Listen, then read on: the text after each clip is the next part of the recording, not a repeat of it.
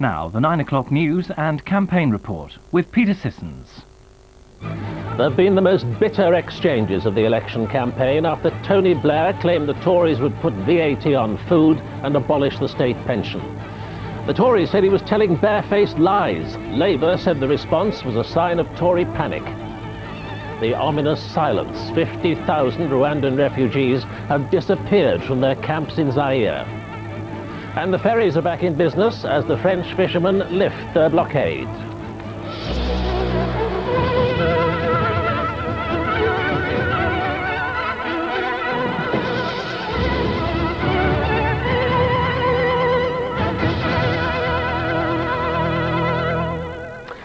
Good evening. With a week to go to polling day, the campaign today erupted into the most personal and sustained attack by the Tories on Tony Blair. Mr. Blair had claimed at his morning news conference that the Conservatives, if re-elected, would impose VAT on food and abolish the state pension. There followed a series of ferocious denials by the Conservative Party chairman and the Prime Minister. But it was the Health Secretary, Stephen Dorrell, who made the strongest attack, accusing Mr. Blair of telling barefaced, despicable lies. Labour stood by its claim and said the Tories were resorting to abuse because they were losing the argument. Our political editor, Robin Oakley, reports. It's been rough, it's getting rougher. The Conservatives are furious at Labour claims a fifth Tory government would abolish the state pension and put VAT on food. Today, against a backdrop of the Labour leader changing colour like a chameleon, they set about him in the sharpest words yet used in the election campaign.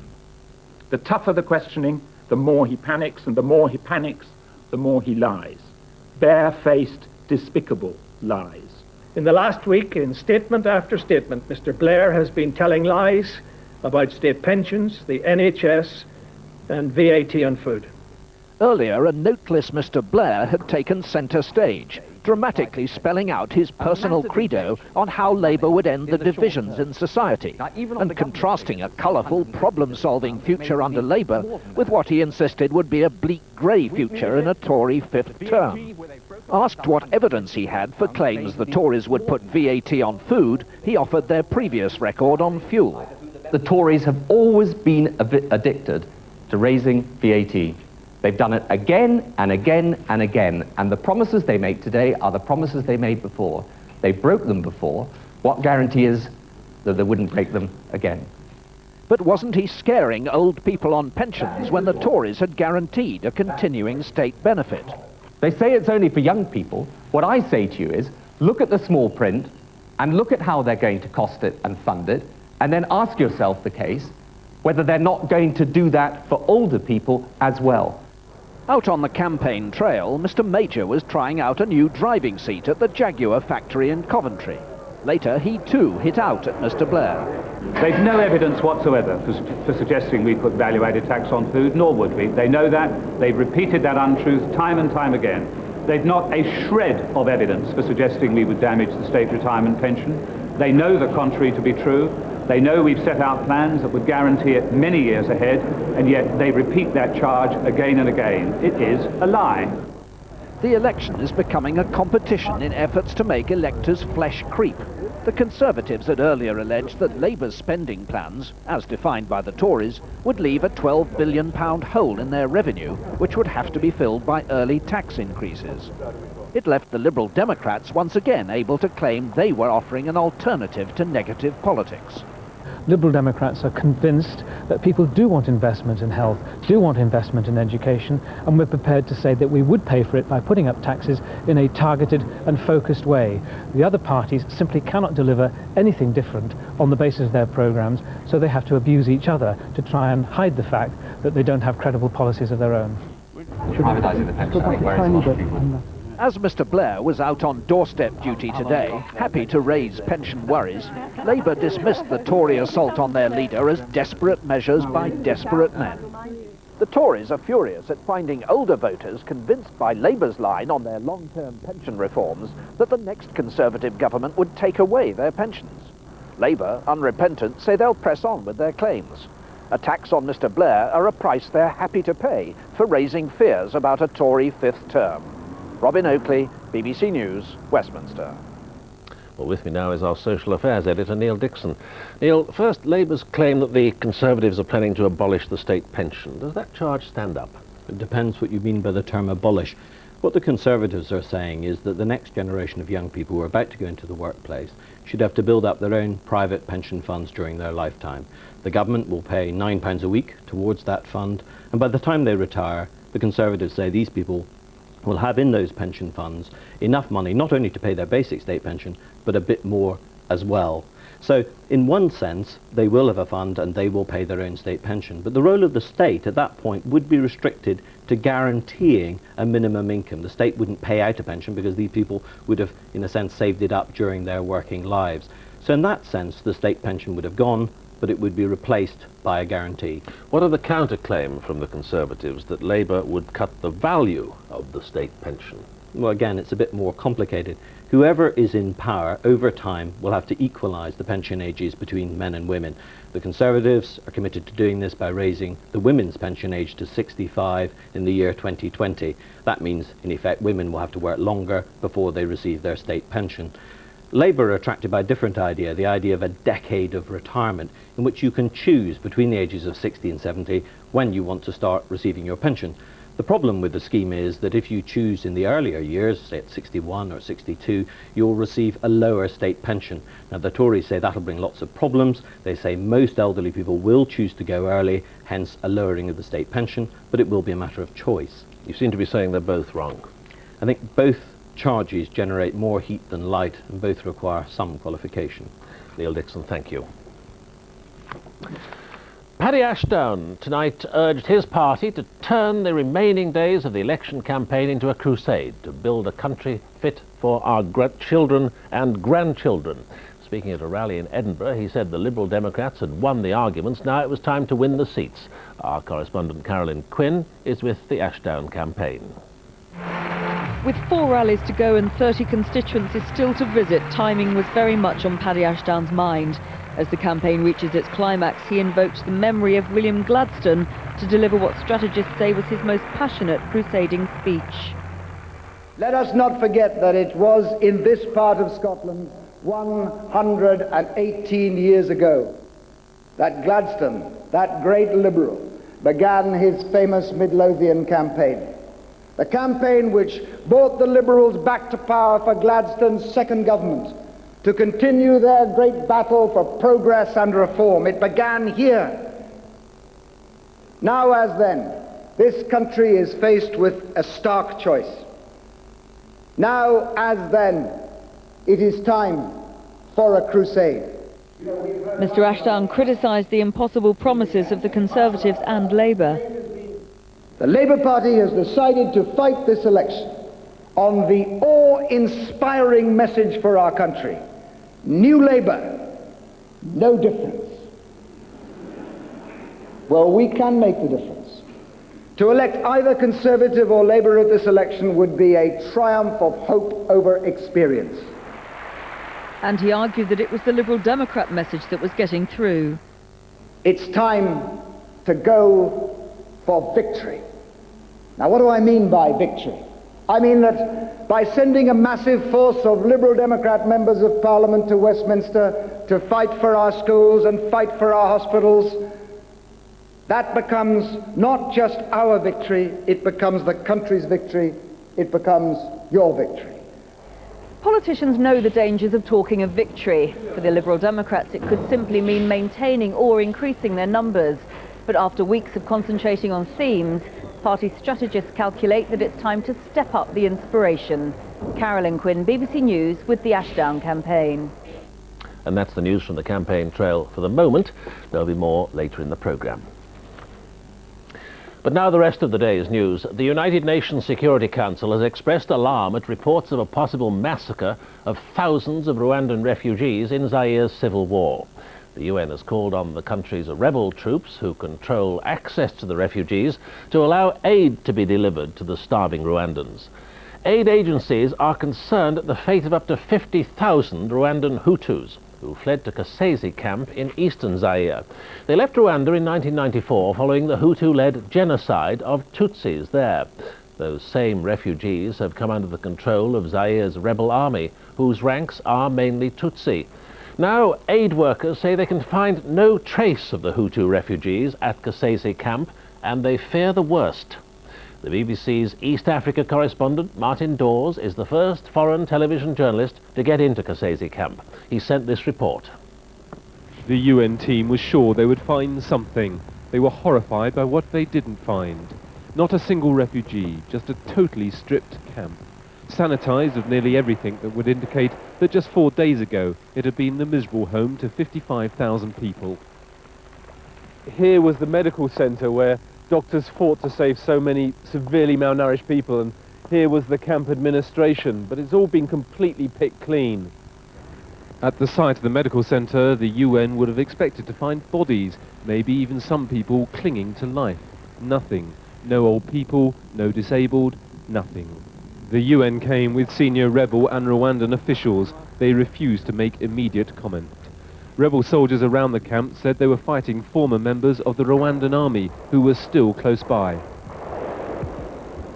But none of the shootings seemed to be returned. When we tried to investigate recently turned over earth, firing erupted nearby.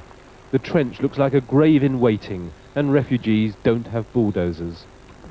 It's difficult not to conclude that the shooting and the all too brief access were intended to deceive. I'm very shocked. I think in 15 years of career working with refugees, I have hardly ever been so shocked. There was a camp 4 days ago of what we think were 50,000 people, and we haven't seen anybody left in that camp today. So I'm shocked, and also I'm extremely worried about the refugees. Where are they? Where are those who were too weak to walk? I'm worried, and I have very few answers to these questions for the time being. The rebel leadership say the UN has mishandled the refugees at Kisangani, but it's those leaders who now have to answer why so many refugees have so completely disappeared. Martin Dawes, BBC News, Kisangani. Hundreds of lorry drivers are on the move again after French fishermen ended their blockade of Channel ports. After meeting the French Agriculture Minister, the fishermen said they were satisfied he would take up their protest over net sizes with other European Union countries. Kevin Connolly is in Calais. They lifted the blockade as suddenly and swiftly as they imposed it 2 days ago. The Calais trawlermen sailed back to their berths, allowing the harbour to reopen as soon as they heard that their leaders were talking to the French Agriculture Minister in Paris. They know he can't overrule a European directive outlawing the size of the nets they use, but they're satisfied that he's on their side. The first ferry, which had been waiting out at sea, arrived within minutes, bringing with it the first sign that the backlog of trucks, which had been building up on both sides of the channel, was beginning to ease. Now the ferry companies are left counting the cost. The early arrivals edged in cautiously.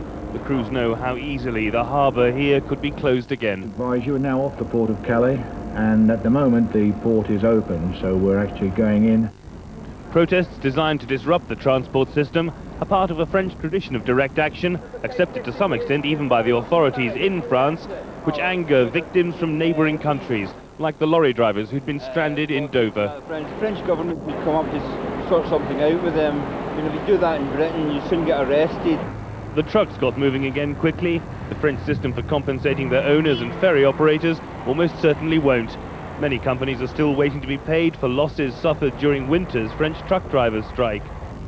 And the trawlermen say they'll do anything to overturn the new European regulations, which they insist will put them out of business. The fishermen know they haven't won this dispute. For the moment, it was enough that they forced the French government to hear their side of the argument. Their real battle is with Brussels, and as that goes on this year, they will be ready again to take disruptive action against easy, high-profile targets like the Channel ports. Kevin Connolly, BBC News, Calais.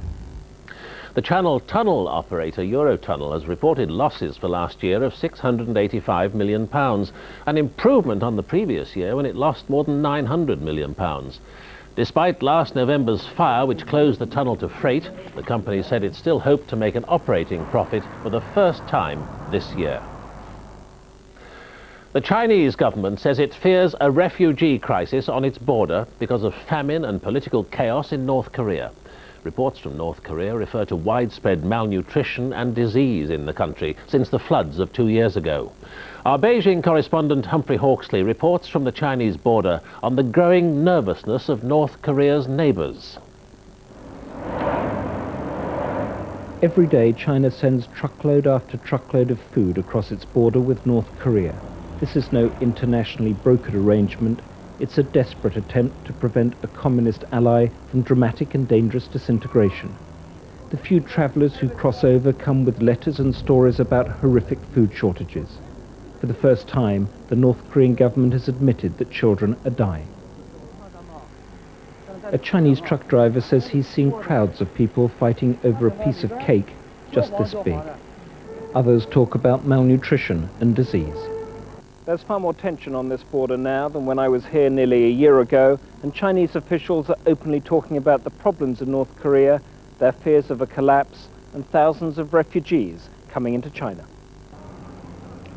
The North Korean town of Nanyang across the river is almost deserted. The army and police are there to take the grain, but this is meant to be a bustling free trade area. We know there's a crisis in North Korea and people talk about the government collapsing. Our job in China is to make it as painless as possible. But then the North Koreans are accusing China of aggravating things. The handshakes might be friendly. North Korean agents suddenly arrive to insist on tighter border controls. Anyone coming across in search of food should be sent straight back and not given asylum. Officials compare North Korea to China at the worst times of Maoist paranoia, ruthless discipline and acute hunger. The border guards have been briefed to expect trouble. Everything here points to a regime cracking up with corruption, panic and poverty. Humphrey Hawksley, BBC News on the Chinese-North Korean border. Here, the company which launched a hostile takeover bid for the co-op has abandoned the scheme, but the society says it will start criminal proceedings against the city businessman behind the bid and one of its own employees. The co-op claims to have filmed secret meetings between the men during which confidential details of its business were allegedly handed over. It says it was the victim of a carefully conceived, planned and executed conspiracy. An investigation has begun into the cause of an explosion last night at a gas depot at Runcorn in Cheshire.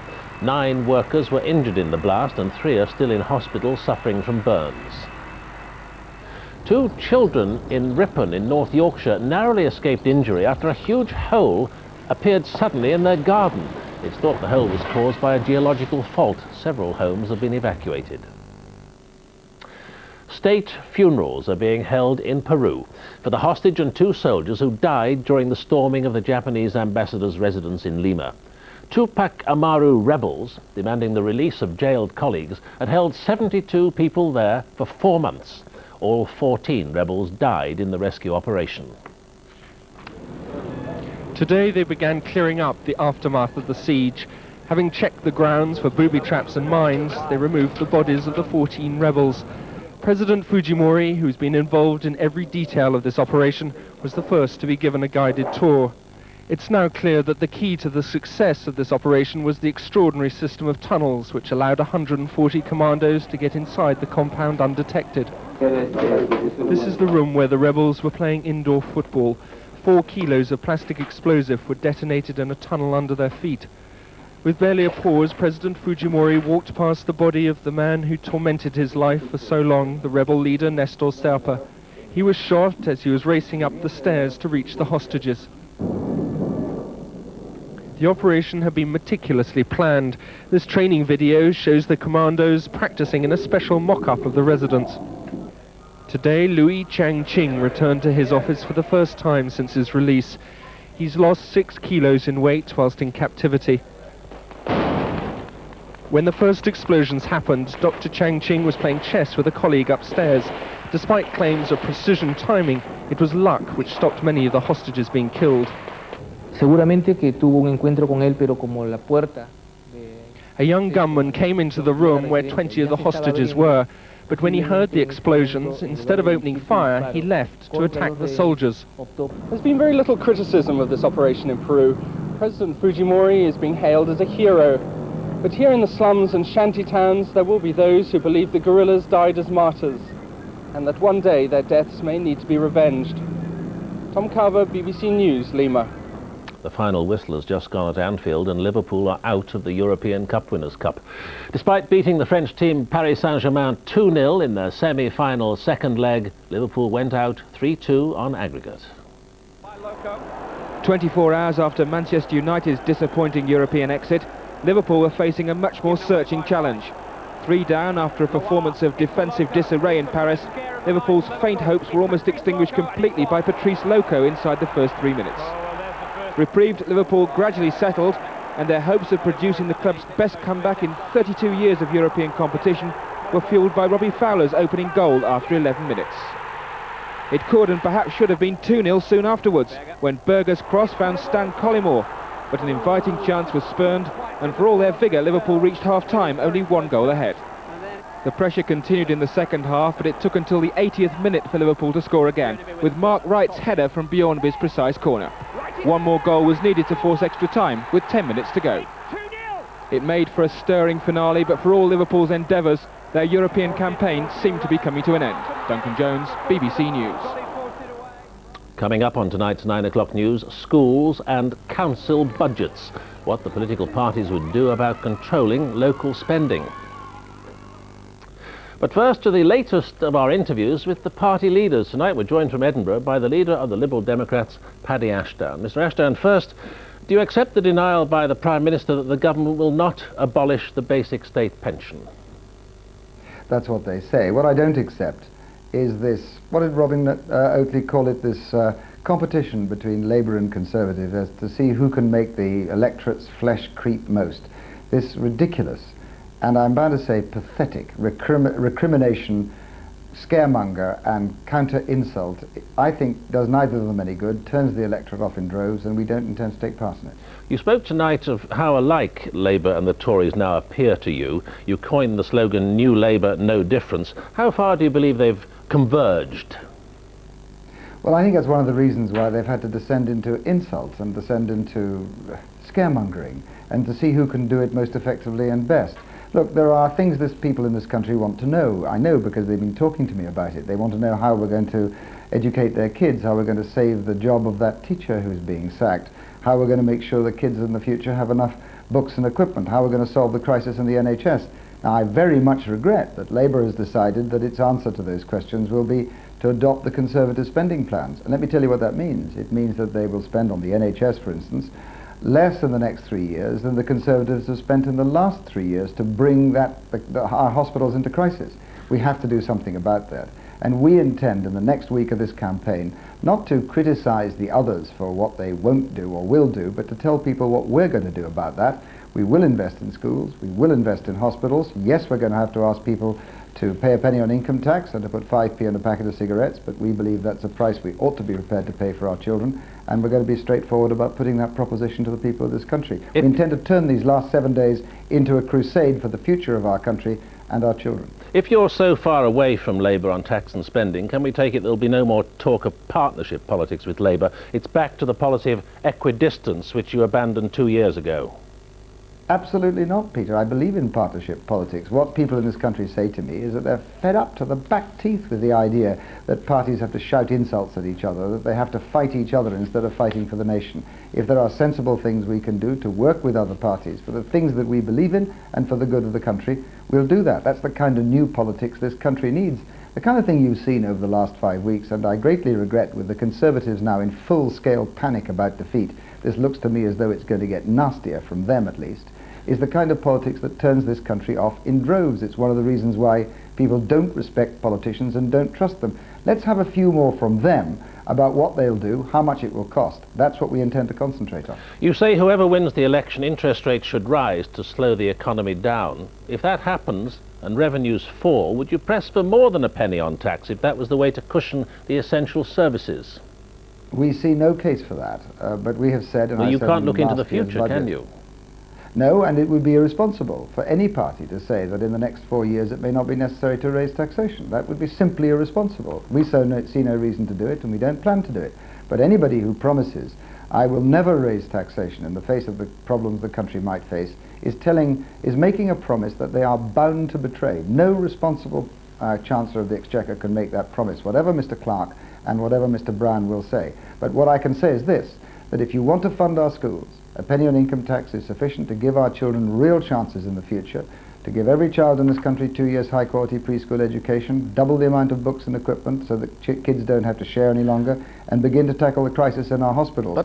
And the proposition put forward by both Conservative and Labour that they can both cut taxes and maintain public services is nonsense. They have to break one of those promises. But there's no way of told us which. There's no way, Mr. Ashdown, of getting this money into the classroom, or at least all of it, if local councils, and some of them Liberal controlled, are doing it at the moment, feel they have to give other social programmes greater priority because they're being squeezed enough already. I know of no Liberal council, a Liberal Democrat council anywhere in the country who has not made the difficult decisions to put education first. But the question you asked is a fair one. So here's what we'll do about it. We'll ring fence that money to make sure that it gets through to the school and doesn't give the option for it to be spent on anything else. It's that important in the face of the national crisis in education. If that money is to be taken from the taxpayer, as we believe it could be, the price to the average taxpayer, 45p a week, then that needs to go to where it's going to be spent to do the best for our children, in the books, in the equipment, in the teachers, to make sure that no child between 5 and 11 has to be in a class of more than 30, and into preschool education and into our hospitals. Why are you so coy about the broadest shoulders carrying the heaviest burdens? Why not put the extra tax, the extra 1p or 2p or 3p, on the 40% taxpayers rather than those people worse off who are paying the basic rate? Well, we're tackling the issue of the people worse off by raising tax on earnings over £100,000, something Labour's too timid to do, incidentally, and putting that money into raising the tax threshold, which will take 500,000 people out of tax altogether, and incidentally raise tax thresholds for everyone else as well. So that money is already beginning to cope with the problem of poverty in this country. Now, the argument that's sometimes put is that will drive people who are the entrepreneurs and making the wealth away. Oh no, it won't. It's a higher level of tax at 50%, for instance, than in Japan, and double the level in Germany. That money can be paid on earnings over £100,000, and it could lift 500,000 people out of tax, out of poverty, reduce benefit bills, and provide incentives to return to work. That's the kind of specific, costed, practical, targeted measures that we intend to concentrate on in the next week. Forget the insults, forget the scaremongerings. If the others want to continue with that, that's fine for them. They will turn the electorate off and do neither of them any good. We intend to launch a crusade for the positive things this country needs to prepare it for the next century. Paddy Ashdown, thank you very much. And now we go over to Anne Perkins at our Westminster campaign desk for her nightly election roundup. Evening, Peter. It's the premiere tonight of Labour's latest election broadcast, Blair the Home Movie, as it's been called. Research suggests that, contrary to popular opinion about the broadcasts, millions actually watch them, which might explain why the parties and their advertising agencies put so much effort into making them. There now follows a review of party election broadcasts by Nick Robinson. Very, very careful choice of glasses. I've been to Adland to learn the tricks of the propagandist trade. My guide, the agency who once worked for the Tories. My first lesson, how to turn the totally innocent into the positively threatening. But when you're looking at these pictures now, you're saying, here is the future of the NHS. Press a few buttons and now look. And then it tells exactly the opposite story. So there are pictures of doom and gloom, and the Labour Party will be saying if the Conservatives are re-elected, this is what's going to happen to the NHS. And that's exactly what Labour have done.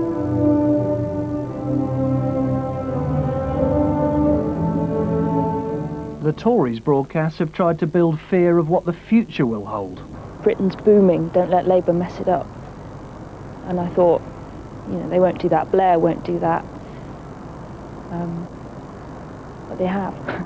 If you get it even slightly wrong, people are very, very sensitive to it, and we know that they will spot immediately if they think it's a bit phony. Phony is exactly what Tony Blair's accused of being. Tonight came a broadcast designed to answer that. What I keep saying to people is get behind the image. It's quite difficult to... This is so interesting. Blair has been attacked for being an image, for being superficial, and here he's saying, hey, I'm going to show you the real me. Take a look for yourself. Blair the movie shows the Labour leader as human being, playing football even in his kitchen, whereas the Lib Dems' Ashdown the movie seeks to play up their man's action man image. You see him in Borneo, in uniform. You see him on a ship, in a tough job. You see him jogging through the countryside, an image which is almost exactly the same as the kind of images you would see in American political advertising. Or in a dog food commercial. Or indeed in a dog food commercial. And if you don't like commercials for politicians or dog food, you can of course turn on the kettle and make yourself a cuppa. Please don't. The anti-abortion party, the Pro-Life Alliance, has failed to get a TV ban on its uncensored election broadcast overturned in the High Court. But the party has put the film, which contains footage of aborted fetuses described in court as shocking and offensive, on its internet website. A censored version with more than 2 minutes obscured has been shown on television tonight. The latest opinion poll out tonight suggests little change in the size of Labour's lead over the Conservatives, but might cheer the Liberal Democrats. The Harris poll for tomorrow's Independent puts Labour on 48, an 18-point lead over the Conservatives on 30, with the Liberal Democrats on 15. Last week's Harris poll a week ago gave Labour 49, with the same 18-point lead over the Conservatives on 31. The Liberal Democrats were 2 points lower at 13. Tonight's poll was carried out between last Friday and Monday and has the usual margin of error of 3%. Women's votes won the last election for John Major, and they could well decide this election too. A majority of the currently undecided are women, but the pollsters say there are no longer women's issues. What matters to women are the same things that matter to men: the economy, health and education. The Liberal Democrats marked Take Your Daughters to Work Day with candidates and daughters, including Asquith's great-great-granddaughter Violet, and a promise to transform women's working lives. We want to provide free preschool places for all 3- and 4-year-olds, but also in the workplace we would provide extra tax incentives for employers to provide creches and nurseries at the workplace. Animals have played a prominent role in the election so far. You've heard Cabinet Minister William Waldegrave talking to elephants, Union leader Bill Morris arguing with teddy bears, and last night Paddy Ashdown interviewing a cow. But there's none more involved in this election than Max the cat. He has got himself a vote. Max Garner got his polling card yesterday. His owner says he encourages him to follow the election campaign.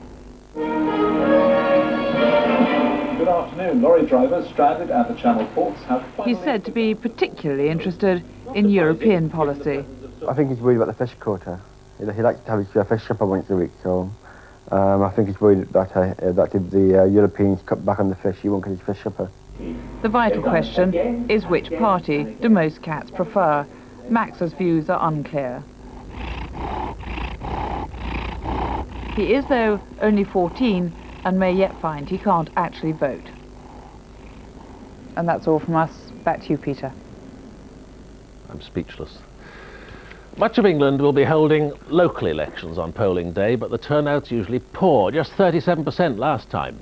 Some experts blame the lack of interest on central government for eroding council powers. The Conservatives have kept local authority spending under central control by the practice of capping.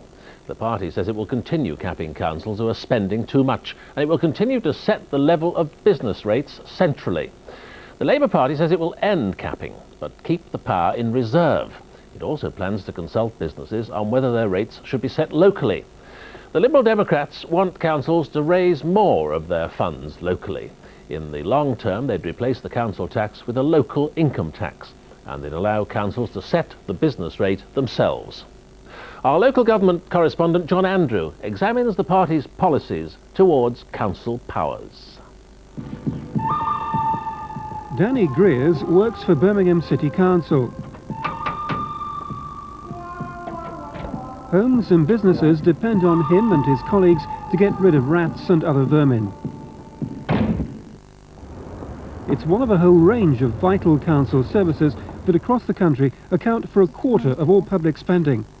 But when it comes to local elections, Birmingham's voters, rather like Danny's quarry, are a bit elusive. In some wards, fewer than 1 in 5 bothered to turn out last time. It's a picture repeated in many other areas. But Labour and the Liberal Democrats believe more people would vote if councils got back some of the powers they've lost over taxation and funding. Town halls like Birmingham's are cathedrals to the municipal power that councils used to wield. From here, essential services like health, water, sewerage and gas were all developed into the infrastructure that make big cities work. Under Joseph Chamberlain, the city was hailed as the best governed in the world, all achieved through local initiative. I have an abiding faith in municipal institutions, an abiding sense of the value and importance of local government.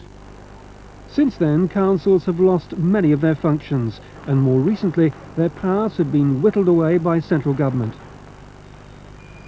Since 1979, over 150 Acts of Parliament have redrawn their powers and duties. Some have added new functions, like care in the community. But overall, the balance of power has swung dramatically from town halls to Westminster, and many believe it's left local democracy bruised and battered. Its finances, its spending, its taxes are really controlled by central government. There's a cap on what they can spend and raise in taxation. They've become essentially an arm of the national government. In this general election, voters will be deciding whether councils should get back many of the powers they've lost to Westminster. Is it right that the government should exercise tight control over council spending, or should councils be allowed to decide for themselves how much they spend and let voters give their verdict at the local ballot box? It's over their own finances where councils have been most shackled by the government. The capping of budgets began as a way of controlling a few overspenders and protecting their taxpayers from excessive bills. Now it's developed into a universal system that limits every council budget in the country. Labour and the Liberal Democrats want to abolish it, though Labour say they will keep controls in reserve for profligate spenders. The Conservatives want to retain capping to limit council tax rises, though many of their own councillors would rather see it go to show up what they see as Labour high spending. If we hadn't had capping in recent years, the local Labour-controlled council wouldn't have been able to make outlandish expenditure promises and then to turn round and say they can't spend the money because of government restrictions. Repairs to school buildings are also limited by central controls on council borrowing. Perry Beaches needs complete rebuilding after 2 major fires. It's having to rely on mobile classrooms and spaces so short that 2 double up as canteens. Work has begun on a new administration block, but £10 million more are needed to complete the school. The Liberal Democrats say they'd commit £500 million to repairing Britain's rundown schools. Labour and the Conservatives would use a mix of public and private finance. But no party's ready to let councils like Birmingham have the freedom to borrow all the money they need. If we're a private company, we'd be able to borrow. We're stopped from doing that. The investment is needed for schools, for the children, for housing, for people of the city. The link between councils and local business, which helped Birmingham build its showpiece International Convention Centre, was weakened early in the 90s when the government nationalised the business rate. Like Labour, the Liberal Democrats want to restore it to local control, so that what businesses pay is fixed by the local authority, not the government. Business rates do need to come back under local control because it means that we can access more money from local business. They've been taken away, and councils and business working in partnership to deliver services locally is something which Liberal Democrats support. Elsewhere in Europe, governments have been decentralising and sweeping away many of the controls on local government. In this election, voters can choose whether they want to trust their local councils with more power.